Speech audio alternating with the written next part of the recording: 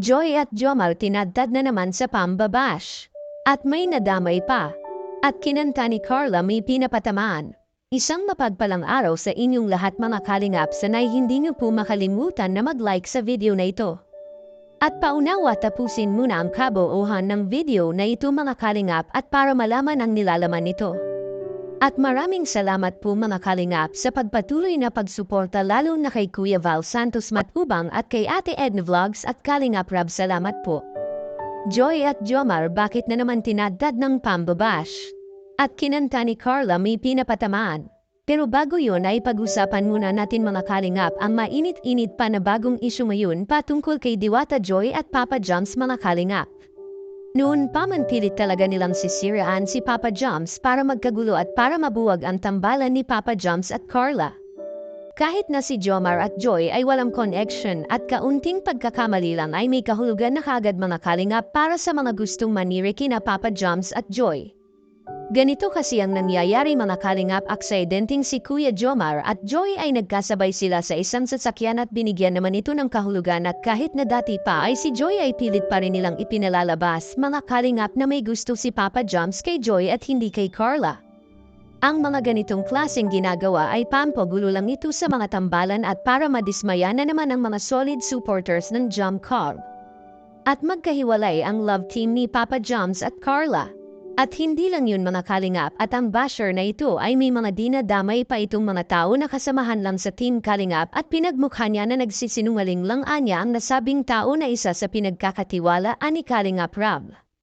Kaya labis ang pagkagalit ng taong ito sa nambabash kay Papa Joms mga kalingap dahil ang lahat ng mga sinasabi nito sa social media ay lahat paninira kay Papa Joms at kay Carla mga kalingap.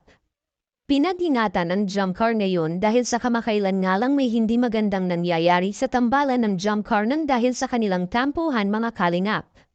Ngunit ang hindi alam ng nambash na ito kay Papa Joms ay hindi niya kayang mapapaniwala basta-basta ang solid Jomcar community dahil malaki ang tiwala nila kay Kuya Jomar na si Carla lang talaga ang tanging mahal ni Papa Joms.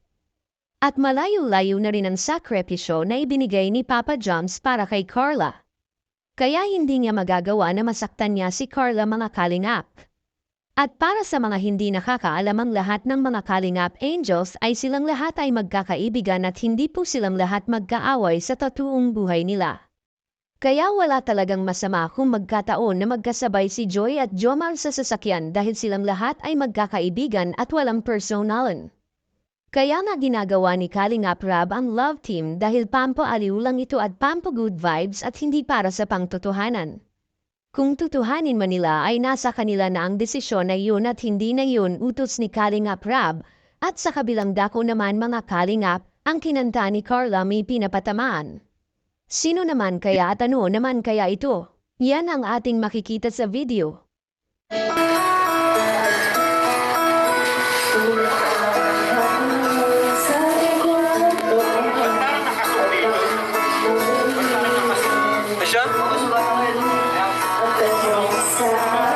Nakasum pa rin?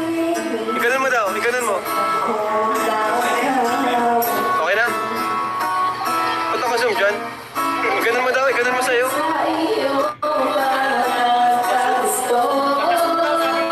Ba't nakasum?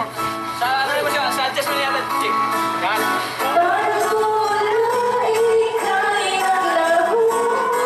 Wait mo. Nakasum din.